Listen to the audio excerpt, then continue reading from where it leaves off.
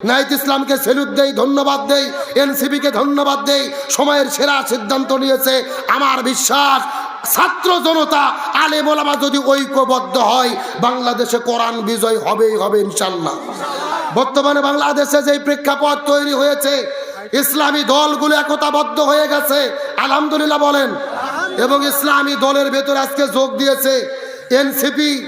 এই যে ছাত্র যারা আন্দোলন করে দেশ স্বাধীন করলেন, জুলাই যোদ্ধা আলেমদের দলে এনসিপি যোগ দিয়েছে, এলডিপি যোগ দিয়েছে।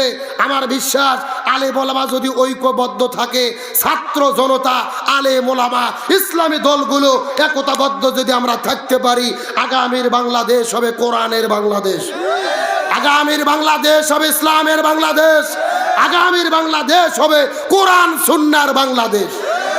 আমরা কোরআনের বাংলাদেশ দেখতে চাই কি চাই না?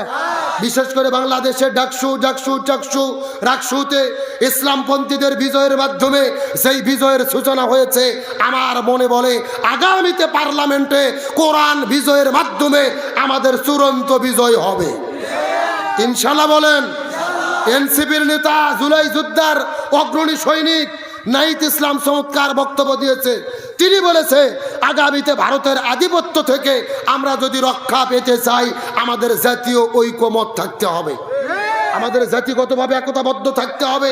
নাহিদ ইসলামকে সেলুট দেই, ধন্যবাদ দেই, এনসিপিকে ধন্যবাদ দেই, সময়ের সেরা সিদ্ধান্ত নিয়েছে। আমার বিশ্বাস ছাত্র জনতা আলেম ওলামা যদি ঐক্যবদ্ধ হয় বাংলাদেশে কোরআন বিজয় হবেই হবে ইনশাল্লাহ। এখন আপনাদের বলতে চাই আগামীতে বাংলাদেশ কোরআন দিয়ে চলুক, আমরা কি চাই? স্বাধীনতার 54 বছর পার হয়ে গেছে, বাবার নীতিতে দেশ চলেছে, স্বামীর নীতিতে দেশ চলেছে, চাষির নীতিতে দেশ চলেছে, চাষার নীতিতে দেশ চলেছে, কারু নীতি শান্তি দিতে পারে নাই। সুতরাং আমাদের ঘোষণা করতে হবে এই বাংলাদেশে সব নীতি দেখা শেষ, আগামীতে আলেমদের নেতৃত্বে কোরআনের বাংলাদেশ।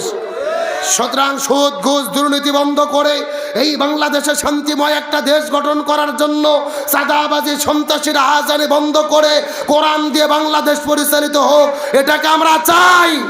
আগামীতে কোরআনের বাংলাদেশ দেখতে কারা কারা রাজি আছেন দুটি হাত আল্লাহকে তুলে দেখান।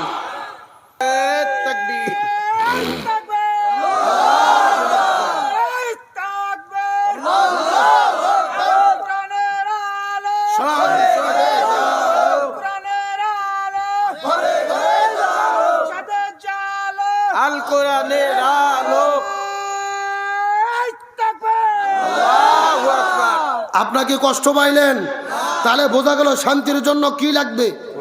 আরো ধরে বলেন, কোরআন কায়েম হওয়া ছাড়া জমিনে শান্তি আসবে। আর জমিন যার আইন চলবে তার, এর নাম হলো রাজনৈতিক ইবাদত। জোরে বলেন কি ইবাদত? আর সর্বশেষ 5 নম্বর হলেন অর্থনৈতিক ইবাদত। জোরে বলেন কি ইবাদত? আরো জোরে বলেন। এখন আপনাদের মনে প্রশ্ন জাগতে পারে, হুজুর অর্থনীতির ভেতরে আবার ইবাদত ঢুকলো কেমনে?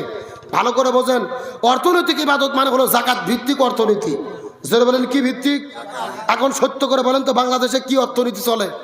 সুদ ভিত্তিক। জোরে বলেন কি ভিত্তিক? ভালো করে বোঝেন, সুদ ভিত্তিক অর্থনীতি এমন জিনিস, এই অর্থনীতি যদি চলে বড় লোকেরা আরো সম্পদশালী হবে, গরিবেরা আরো ফকিন্নি হবে। তাহলে এই জন্য আমাদের প্রয়োজন যাকাত ভিত্তিক অর্থনীতি। জোরে বলেন কি ভিত্তিক? আমার বন্ধুগণ মুসলমান ভাইরা গভীর মনোযোগ লক্ষ্য করুন, এই জমিনের মধ্যে যদি যাকাত কায়েম হয়ে যায় এই জমিনের মধ্যে কত শান্তি আসবে। একটা দৃষ্টান্ত দিয়ে আলোচনাটা সামনের দিকে নেব। অর্ধ পৃথিবীর খলিফা হযরত ওমর ফারুক রাদিয়াল্লাহু তাআলা জমিনের মধ্যে যখন তিনি কোরআন কায়েম করে ফেলেছে, এই কোরআন দিয়ে বাংলাদেশ চলতিছে, যাকাত এই কোরআন দিয়ে ওই গোটা অর্ধ পৃথিবী পরিচালনা করেছে। কোরআনের যাকাত ভিত্তিক অর্থনীতি যখন কায়েম হয়ে গেছে, এমন সময় লক্ষ্য করে দেখা গেল ওই ওমর ফারুকের জামানার ভেতরে একজন মানুষ এই রকম প্যাকেটের ভেতরে যাকাতের টাকা নিয়ে তিনি ঘোরাঘুরি শুরু করলেন। ঘুরতে ঘুরতে 1 সপ্তাহ ধরে তিনি ঘোরাফেরা করেছে, কিন্তু যাকাতের টাকা দেবে এমন লোক তিনি খুঁজে পায়। 7 দিন ধরে ঘোরাফেরা করার পরে জাকাত দেওয়ার মতো যখন তিনি লোক খুঁজে পাইলেন না, ঘুরতে ঘুরতে মরুভূমির মধ্যে চলে গেলেন।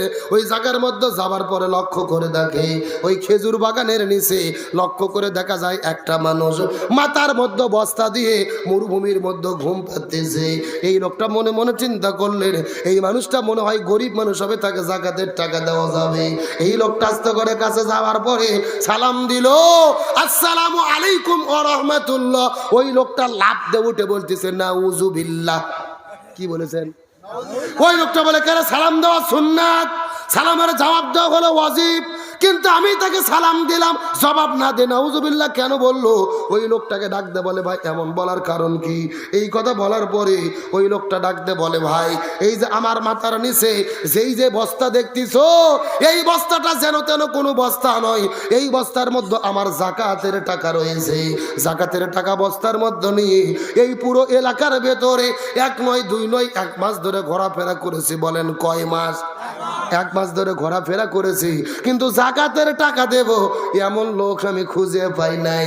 এই সাতক্ষীরার মুসলমান ভালো করে বোঝেন, একজন 7 দিন ধরে ঘোরাফেরা করেছে আর একজন 1 মাস ধরে ঘোরাফেরা করেছে, কিন্তু জাকাতের টাকা দেবে এমন লোক খুঁজে পাই নাই। তার মানে বোঝা গেল আল্লাহর কসম করে বলি কোরআন হাতের মধ্যে নিয়ে এই বাংলাদেশের ভেতরে কোরআন যদি পার্লামেন্টে কায়েম হয়ে যায় আর জাকাত দিয়ে যদি বাংলাদেশের অর্থনীতি পরিচালনা হয়, এই দেশের ভেতরে একটা গরিব মানুষও খুঁজে পাওয়া যাবে না। আরো জোরে বলেন, এটা আল্লাহর কোরআনের ঘোষণা। আপনাদের এই যে গ্রাম বেতলা, এই গ্রামের মধ্যে যদি 100 জন মানুষ থাকে ভালো করে বোঝেন, 80 জন হলো সম্পদশালী যাদের কোনো অভাব নাই, আর গরিব মানুষ হলো 20 জন। জোরে বলেন কয়জন? এখন বলেন তো এই 80 জন যদি জাকাতের টাকা হিসাব করে ওই 20 জনকে দিত, এই বাংলাদেশের গরিব মানুষ থাকতো? ওই 20 জন কি গরিব থাকতো? বরং ওরা আরো সম্পদশালী হয়ে যেত, এই 80 জনের চাইতে ভালো চলাফেরা করতে পারতো। তার মানে বোঝা যায় জাকাত যদি কায়েম হয়ে যায় জমিনে বৈষম্য থাকবে না, ধনী গরিব থাকবে না, সবাই সুখে শান্তিতে বসবাস করবে।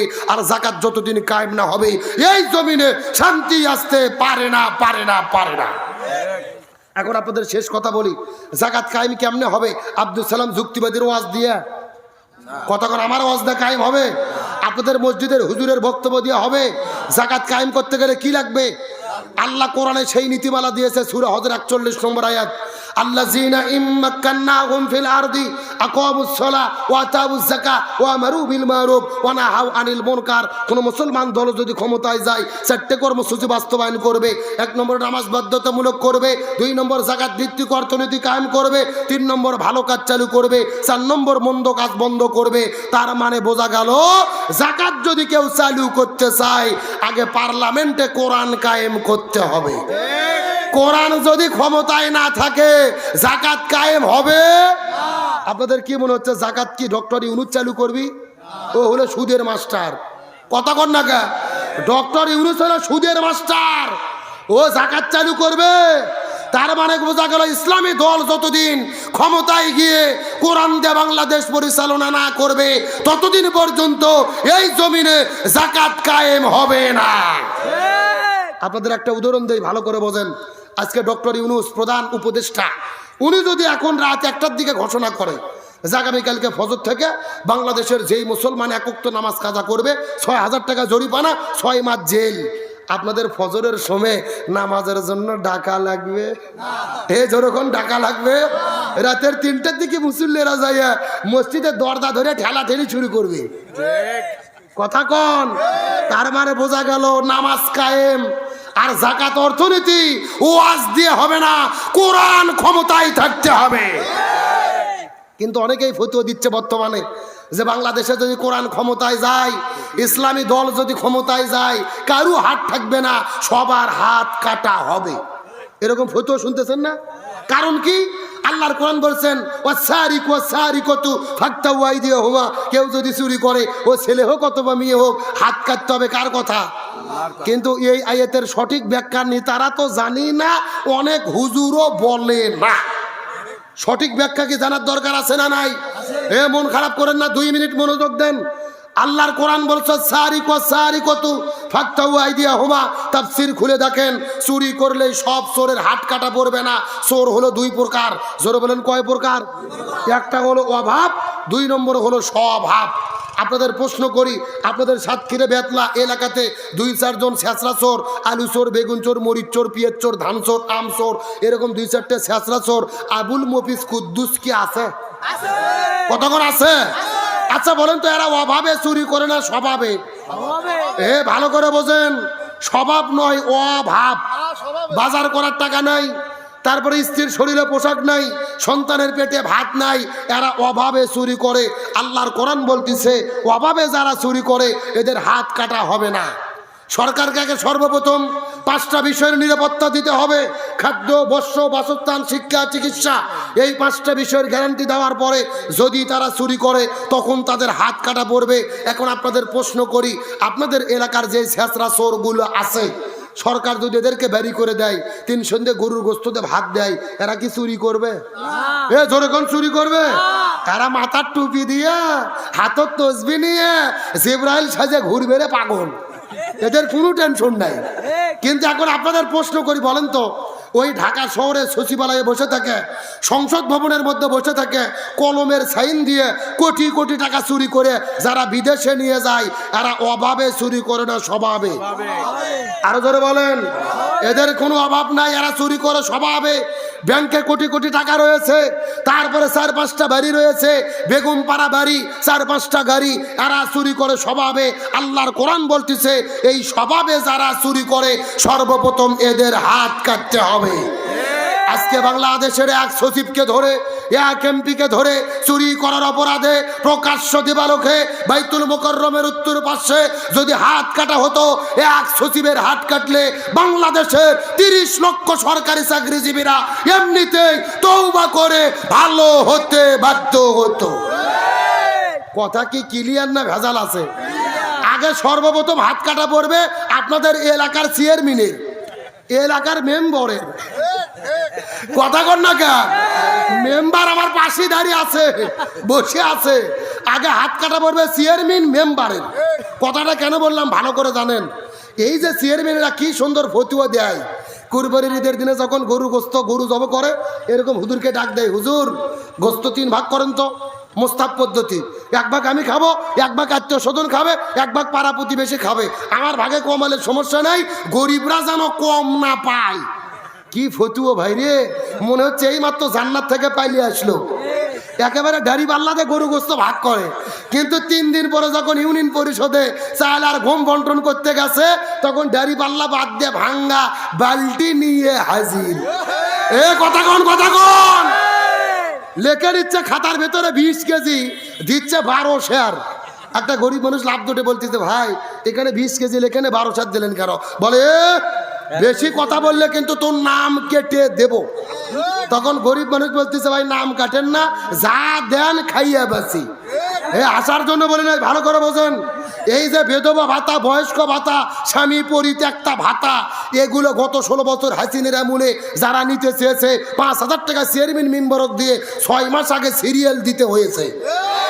ঠিক আছে, আসতে বলেন কেন? জোরে বলেন ঠিক, আরো জোরে ঠিক। টাকা দিয়ে কার্ড নিয়েছে, আর এখন কিছু কিছু নেতা ভোটের আগে আবার বিতরণ করতেছে ফ্যামিলি কার্ড। কথা কর না কে? ফ্যামিলি কার্ড দিচ্ছে, কৃষক কার্ড দিচ্ছে, বাড়ি বাড়ি। আপনারা খবর পাননি? বলতেছে আমরা ক্ষমতায় গেলে ফ্যামিলি কার্ড তোমার নামে দেব, কৃষক কার্ড দেব। কেউ বলতেছে মাসে মাসে 8,000, কেউ বলতেছে মাসে 15,000, কেউ বলতেছে 2,000। আমি এদেরকে বলতে চাই, দয়া করে বিভ্রান্ত হয়েন না। কয় হাজার টাকা দেবেন আগে সত্যটা বলার চেষ্টা করেন। আবার বাংলাদেশে মানুষ হলো 18 কোটি, ওরা বলতেছে কার্ড দেবো 20 কোটি, 50 কোটি। তার মানে বোঝা যায় কি ভেজাল আছে না নাই? আজকে ভালো করে বোঝেন, এই বাংলাদেশে এক চেয়ারম্যানকে ধরে, এক মেম্বারকে ধরে চাল ডাল গম চুরি করার অপরাধে প্রকাশ্য দিবালোকে যদি হাত কাটা হতো আর সব টেলিভিশনে লাইভ সম্প্রচার করা হতো, এক চেয়ারম্যানের হাত কাটলে 30,000 চেয়ারম্যান আর 1.5 লক্ষ মেম্বারেরা এমনিতেই তওবা করে ভালো হতে বাধ্য হতো। ঠিক মেম্বার সাহেব? ঠিক, অবশ্যই। তার মানে বোঝা যাচ্ছে এই মেম্বার চুরি করেনি। কথা কর না কে? ও যদি চুরি করতে ওর মধ্যে ভয় থাকতো, আল্লাহ তাআলা তরিকুলের সম্মান বৃদ্ধি করে দিক। বলেন আমিন, আরো জোরে বলেন আমিন। তার মানে বলেন শান্তির জন্য কিসের আইন লাগবে? আমি শেষ একটা উদাহরণ দিই, ভালো করে বোঝেন। সৌদি আরবে হাত কাটলে হাত কাটার আইন আছে, চুরি করলে হাত কেটে দেয়। কিন্তু আমি 2-3 বছর হজ করতে গেলাম, কোনো হাত কাটা লোক আমি পাই নাই। গত বছর যাওয়ার পরে মসজিদে নববীর ভেতরে একটা শায়েখকে জিজ্ঞেস করলাম, শায়েখ এখানে হাত কাটার আইন আছে, হাত কাটা লোক নাই কেন? আমাকে বলতেছে, হুজুর আপনি পাগল হয়েছেন, যেই দেশে হাত কাটার আইন থাকে ওই দেশে কোনো চুরি থাকে না। সুবহানাল্লাহ বলেন। তার মানে বোঝা গেল আল্লাহর উদ্দেশ্য কারো হাত কাটা নয়, আল্লাহর উদ্দেশ্য দেশ থেকে চুরি বন্ধ করা। আল্লাহর উদ্দেশ্য পাথর মেরে মানুষ হত্যা নয়, আল্লাহর উদ্দেশ্য এই জমিন থেকে ধর্ষণ বন্ধ করা। সুতরাং আপনাদের পরিষ্কার করে বলতে চাই, স্বাধীনতার 54 বছর চলে গেল, কেউ শান্তি দিতে পারলো না। আগামীর বাংলাদেশে সুদ, ঘুষ, দুর্নীতি, চাঁদাবাজি, রাহাজানি, হত্যা, ধর্ষণ বন্ধ করে জান্নাতি পরিবেশে ন্যায় এবং ইনসাফের ভিত্তিতে কোরআন দিয়ে বাংলাদেশ পরিচালিত হোক, এটাকে আমরা চাই। কারা কারা চাই? দুটো হাত আল্লাহকে ধরে দেখান। লিল্লাহে তাকবীর। আল কোরআনের আলো, আল হাদিসের আলো, লিল্লাহে তাকবীর।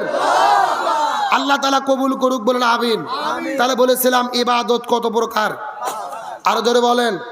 ব্যক্তিগত ইবাদত, পারিবারিক ইবাদত, সামাজিক ইবাদত, রাজনৈতিক ইবাদত, অর্থনৈতিক ইবাদত, প্রতিটা ক্ষেত্রে ইবাদত করার দরকার আছে না নাই? আমার বন্ধুগণ, মুসলমান ভাইরা গভীর মনোযোগ লক্ষ্য করুন, শেষ কথাটা ভালো করে বোঝার চেষ্টা করবেন। শুধুমাত্র নামাজ, রোজা, হজ, যাকাতের নামে ইবাদত নয়। আপনি বাড়ি থেকে বের হওয়ার পরে, ফজর নামাজ জামাতে পড়ার পরে বাড়ি থেকে বের হয়ে আপনি যদি কোথাও চাকরি করেন, নবীর তরিকায় চাকরির কাজগুলো সম্পাদন করবেন। কাজ করে কারো কাছে আপনি ঘুষ নেবেন না, আপনার চাকরিটাও হবে আপনার জন্য ইবাদত। আপনি যদি জমির মধ্যে ফসল ফলান, কৃষি কাজ করেন, নবীর তরিকায় কৃষি কাজ করবেন, ফসল উৎপাদন করবেন, বিক্রি করতে যাবেন, ওজনের মধ্যে ভেজাল দেবেন না, ওই কৃষি কাজটাও হবে আপনার জন্য ইবাদত। আপনি যদি ব্যবসা পরিচালনা করেন, নবীর তরিকায় ব্যবসা করবেন, খাদ্যের মধ্যে ভেজাল দেবেন না, ওজনের মধ্যে কম দেবেন না, ওই ব্যবসা করাটাও হবে আপনার জন্য ইবাদত। আপনি যদি মসজিদের মধ্যে প্রবেশ করেন, ডান পায়ে ঢুকে বাম পায়ে বের হবেন, ওই মসজিদে ঢোকা ইবাদত। একই রকম যদি বাথরুমে ঢুকতে যান, টয়লেটের মধ্যে আপনি প্রবেশ করতে যান, বাম পায়ে ঢুকবেন, ডান পায়ে বের হবেন, ওই নবীর তরিকায় যদি টয়লেটে ঢোকেন, এটাও হবে ইবাদতের অংশ। আপনি যদি রাতের বেলা ঘুমাইতে যান, নবীর তরিকায় ঘুমাবেন, নবীর তরিকায় ঘুম থেকে উঠবেন, ওই ঘুম পাড়াটাও আপনার জন্য ইবাদত। তার মানে বোঝা গেল এ সাতক্ষীরার মুসলমান, শুধুমাত্র নামাজ, রোজা, হজ, যাকাতে ইবাদত নয়। একটা মানুষ বালেগ হওয়ার পর থেকে মৃত্যু পর্যন্ত জীবনের প্রতিটা কাজ আল্লাহর কোরআনের বিধান এবং রসুলের তরিকা মতো করার নাম হলো ইবাদত। আমি কি আপনাদের বুঝতে পেরেছি? শুধু নামাজ, রোজা, হজ, যাকাত ইবাদত নয়, জীবনের প্রতিটা কাজ আল্লাহ এবং রসুলের তরিকা মতো করা কি ইবাদত। আপনি ভাত খাবেন, ওটাও ইবাদত যদি রসুলের তরিকায় খান। আপনি ঘুম পারবেন, ওটাও ইবাদত যদি রসুলের তরিকায় ঘুমান। আপনি চাকরি করবেন, ওটাও ইবাদত যদি রসুলের তরিকায় করেন। আপনি ব্যবসা করবেন, ওটাও ইবাদত যদি রসুলের তরিকায় করেন। আপনি ঘুমাবেন, সেটাও ইবাদত যদি রসুলের তরিকায় ঘুমান। তার মানে বোঝা গেল এ সাতক্ষীরার মুসলমান, একজন মুসলমান বালেগ হওয়ার পর থেকে মৃত্যু পর্যন্ত জীবনের প্রতিটা কাজ আল্লাহর কোরআন এবং রসুলের আদর্শ মতো করার নাম কি? আরো জোরে বলেন। তাহলে জীবনের প্রতিটা কাজ আল্লাহ এবং রসুলের তরিকা মতো করার দরকার আছে না নাই?